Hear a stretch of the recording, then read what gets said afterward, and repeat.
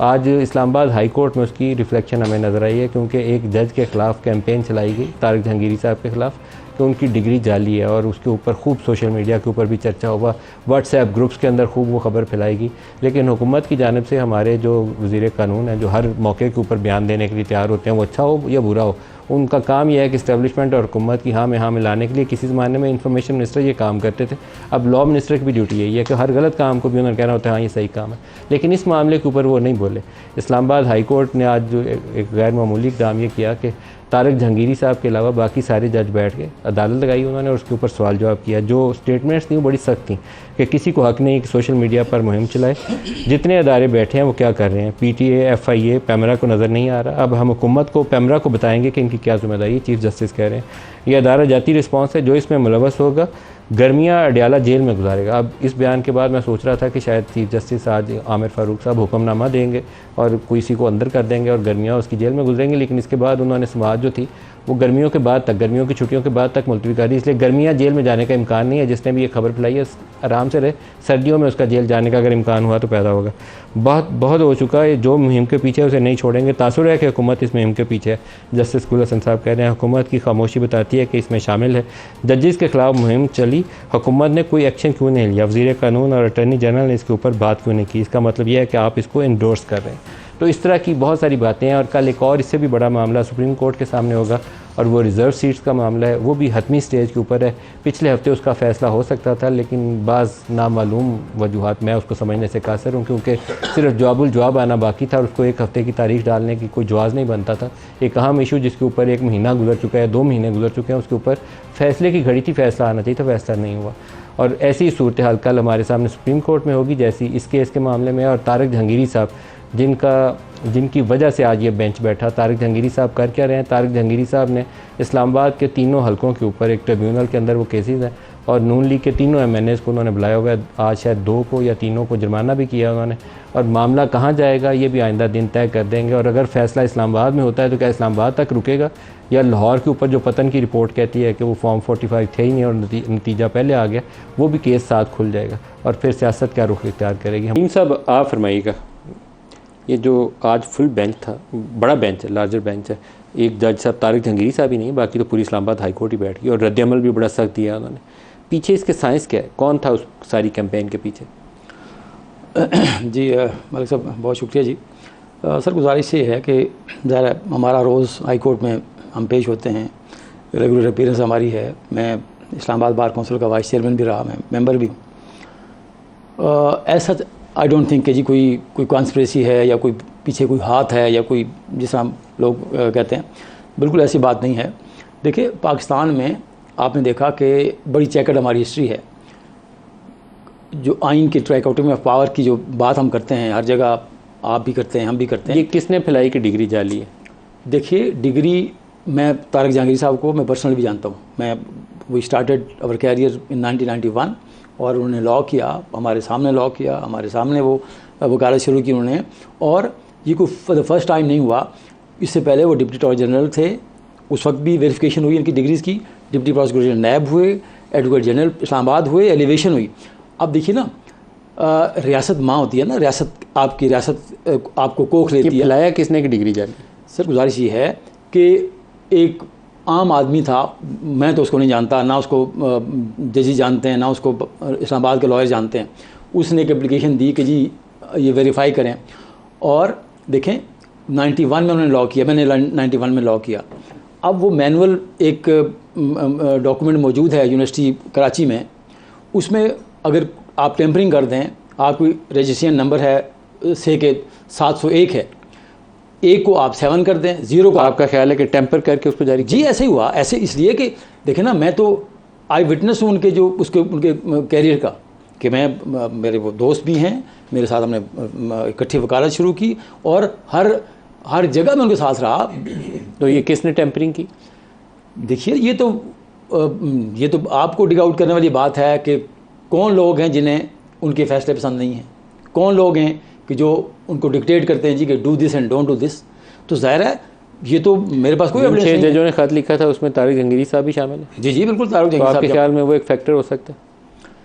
वो हो सकता है जी, पर उसके बाद देखिए ना हाई कोर्ट के जजेस का उनका उस खत में था क्या? वो ये कहते हैं ना जी कि हमें इंटरफेरेंस हो रही है, हमारे फैसलों को बदलने की कोशिश हो रही है। तो ये एक पूरी कैंप, इससे देखें ना, जब तक ये चीज़ें सामने नहीं आई, कोई ऐसा इशू नहीं आया, कोई ख़त नहीं लिखा गया, कोई इस तरह के प्रेशर्स नहीं आए।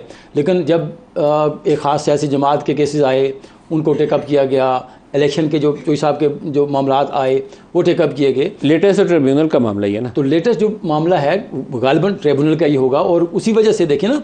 और देखें सर, बात ये गुजारिश ये है कि आप, अदलिया का एक अपना तकरीम है, मैं अदलिया के किसी फैसले से, जज से मैं मुतफिक नहीं हूँगा। मैंने आज भी उसी बेंच में एक केस किया, मैं हार गया, वो आई लॉस्ट दैट केस, लेकिन मेरे पास अगले फोरम मौजूद है ना। तो इसलिए मैं नहीं समझता कि आप पाकिस्तान में अगर देखें ना, जुडिशरी इंडिपेंडेंट नहीं होगी, और ये हम सब कहते हैं, चोई साहब की जमात के लोग भी कहते रहे जब इन पे ज़ेर अताब थे, ये भी कहते हैं आजकल। लेकिन अगर हम जुडिशरी को आज़ाद नहीं करेंगे, जुडिशरी के विंग्स क्लिप करेंगे, उनको अपनी वेम्स और विशेज़ के मुताबिक हम कहेंगे आप फैसले करें, तो फिर तो जंगल का कानून होगा ना सर। फिर जज निशाने पे क्यों है जी इस वक्त? ख़ास फोकस मरकज़ क्यों, कोई ख़ास वजह? देखिए, इस्लामाबाद के हद तक तो ज़ाहिर है एक वो ख़त था जो उन्होंने दिया। क्यों ख़त लिखना पड़ा? माजी में तो कहते थे ये जजेस और जनरल्स का गठजोड़ होता है, ये कहते थे ना। जी होता है, लेकिन मैं दोनों मिलकर पॉलिटिकल गवर्नमेंट को उठा के परे फेंक देते थे। मैं चूँकि जितने भी जजेस इस्लामाबाद हाई कोर्ट के हैं, इनमें से मोस्टली हमारे मेंबर्स बाहर भी रहे, हमारे साथ कुलीग भी रहे। और मैं अतर मुल्ला साहब जो हमारे देन चीफ जस्टिस थे, मैं उनको बड़ा क्रेडिट देता हूँ कि जब ये जजेस को एलिवेट किया गया तो उन्होंने उन एजेंसीज़ की रिपोर्ट पर रिलाई नहीं किया। उन्होंने इनके पर्सनल क्रेडेंशियल्स को, इनके जो अपराइटनेस थी उसको देखा, और इनके जो प्रोफेशनल जो उनकी अप्रोच थी उसको देखते हुए उन्होंने ये जजेस एलिवेट किए। और मैं इनको जो पर्सनल भी जानता हूँ, मेरा नहीं ख्याल कि इनमें से कोई एक जज भी ऐसा होगा जो अपने वेस्टेड इंटरेस्ट के लिए केस के फैसले करेगा, जो किसी के दबाव में आके फैसले करेगा, जो ब्राइब्ड होकर फैसले करेगा, जो किसी और कंसिडरेशन के हवाले से।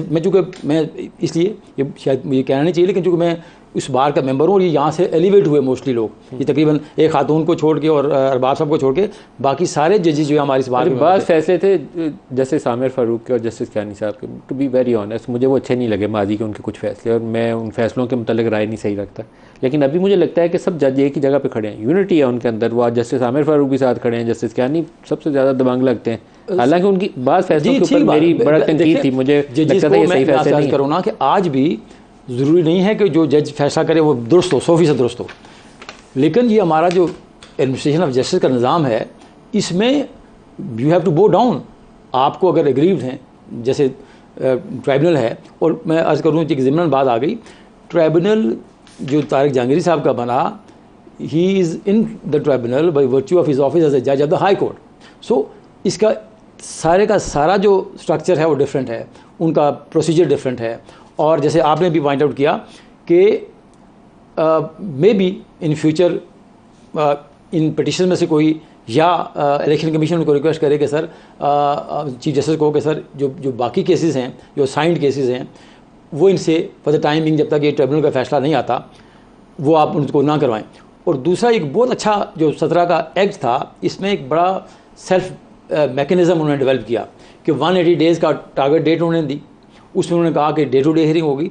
तो आप देखें ना, ये अगर हम उनसे गिला करें कि जी why you are doing it on day to day basis, ये मैं समझता हूँ कि हमें उन लेजिस्लेचर से बात से गिला करना चाहिए। लॉ के अंदर आप में प्रोवाइड किया, सिर्फ लॉ ये कहे कि 1 लाख रुपया कॉस्ट क्यों डालते हैं। और ये कॉस्ट जो आप बात कर रहे थे चोई साहब से, ये रूटीन का मामला है, कोई एज नहीं होता कि जी कोई बताने के लिए कि जी कि कोई बहुत बड़ी बात हुई, कि रूटीन में करते हैं जी, आपकी पिटीशन लेट है, आपको ये कॉस्ट डालते हैं। तो गुजारिश भी ये है कि वो ट्रिब्यूनल में अगर कोई गिला हो सकता है तो वो लॉ गिवर से हो सकता है, जिन्होंने दिया कि जी आपने क्यों 180 डेज दिया। अलीम साहब जो पाकिस्तान तहरीक इंसाफ के बाद अरकान ऐसे थे जिन्होंने पीटीआई की टिकट जमा कराई हुई थी और एफिडेविट भी जमा कराया हुआ था। अब सुप्रीम कोर्ट के सामने मामला खुला है तो पता चला है कि वो 9 ऐसे अरकान हैं जिन्होंने एफिडेविट भी दिया हुआ है, टिकट भी जमा कराई हुई है। तो एज पार्लियामेंट्री पार्टी तो पीटीआई अभी भी एग्जिस्ट करती है इंडिपेंडेंस के बावजूद। तो ये सुप्रीम कोर्ट का फैसला इतना आसान नहीं होने जा रहा, कल आए या रिजर्व हो जाए, जब भी आए it's going to be a very tricky decision. और हमारे पार्लियामान के अंदर जो कंपोजिशन है ना, वो भी चेंज हो जानी है। ये तो 2/3 देख रहे थे हुकूमत वाले, लेकिन 2/3 तो पीटीआई की सीटें छीने तभी बनती है, वैसे नहीं बनती। जो कानून की मंशा है ना, वो कानून की मंशा है कि कोर्ट्स ने डिसाइड करना है within 4 corners of law एक, लेकिन at the same time there is a principle of law के प्रिंसिपल ऑफ नेचुरल जस्टिस। ये एक बड़ा मुसलमान कानून है हमारे जूरिस्प्रूडेंस में। तो वैक्यूम में सुप्रीम कोर्ट फैसले नहीं कर सकती, सुप्रीम कोर्ट आंखें बंद करके फैसले नहीं कर सकती। ये हर उस आदमी को पता है इस पाकिस्तान में कि जो लोग इंडिपेंडेंट जीते उनको बैकअप किसकी थी, उनको बैक में सपोर्ट किसने किया। फिर सब्सिक्वेंटली वो उन्होंने गवर्नमेंट में शामिल नहीं हुए, वो जो कोलिशन गवर्नमेंट उसमें शामिल नहीं हुए, दे ऑप्टेड कि जो एक और जमात में जाएं जो उनकी इत्तेहादी थी, जो इत्तेहादी थी। तो देखिए, कानून को अंधा नहीं होना चाहिए कि जी आप मेरे लोगों को डिसलॉज करें on the basis of technicalities.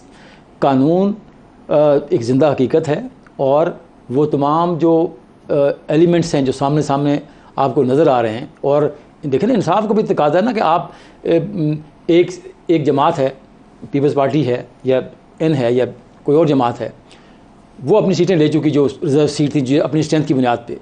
तो अब ये कहाँ का इंसाफ होगा कि आप उनसे कहें कि जी ये चूँकि इन्होंने फ़लाँ लीडर के नाम पे वोटें ली थी लेकिन ये रिज़र्व में सीटें आपको दी जाएंगी। ये it would be a very difficult decision अगर सुप्रीम कोर्ट ये करती है कि जी नहीं, टेक्निकल की बुनियाद पे कि जी आपकी पार्टी नहीं थी, आपका सिंबल नहीं था, आपने अप्लाई नहीं किया। तो मैं समझता हूँ कि ये मुश्किल होगा सुप्रीम कोर्ट के लिए ये इसको डाइजेस्ट करना। इस बात को, इनका केस टाइम बार्ड के हवाले से कहाँ स्टैंड? जी मैं बात करूँ कि और ये मैं एक और मैं आपको बात करूँ कि तारक जहांगीरी साहब हमें कभी भी नहीं लगा कि वो प्री डिटरमिन्ड माइंडसेट से फैसला करेंगे, बिल्कुल भी नहीं है। आई थिंक आज उन्होंने कहा है कि ये टाइम वाला इशू जो है ना जी करेंगे। वो देखें फैसले के अंदर आप देखिए, आप अगर ये प्रीएम्प्ट कर लें पहले ही कि जी वो ये फैसला करने जा रहे हैं, तो मैं समझता हूँ ये ज्यादती है। नहीं, हमने देखिए ना, नहीं जो लोग उनको कहते हैं जी आप इससे डिस्टेंस कर लें इस केस से, या आपने तो एप्लीकेशन दी ना वहाँ ट्रांसफर की। मेरा अपना ये ख्याल है इन्होंने बजाय देकर जज ही तब्दील करने को, बजाय इसके कि आप जज से लड़ें या लोगों से कहता हूँ कि जज से लड़ें, आप केस में लड़ें। ये बड़ा सब्सटेंशियल पॉइंट है इनका कि अगर ये एक स्पेशल ट्राइब्यूनल है, ये हाई कोर्ट नहीं है, ये सुप्रीम कोर्ट नहीं है, एक स्पेशल ट्राइब्यूनल की स्पेशल पावर्स हैं। अगर वहाँ 45 दिन हैं और 43 दिन दायर करने के बाद, ऑब्जेक्शन लगाने के बाद वो वापस ले लेते हैं फाइल अपने पास, तो ये हाई कोर्ट इंटरप्रेट करेगी कि ये टाइम बार्ड हो सकता है। ये बिल्कुल करेगी कि आज 7 दिन के अंदर अंदर आपने वो ऑब्जेक्शन रिमूव करने थे, आपने ऑब्जेक्शन रिमूव 7 दिनों में नहीं किए, लिहाजा जब आपकी जो 22 दिन के बाद आपने जो पिटीशन फाइल की दोबारा, that would be constitute as a time barred. ये हो सकता है, लेकिन वो स्टेज अभी आई नहीं ना सर।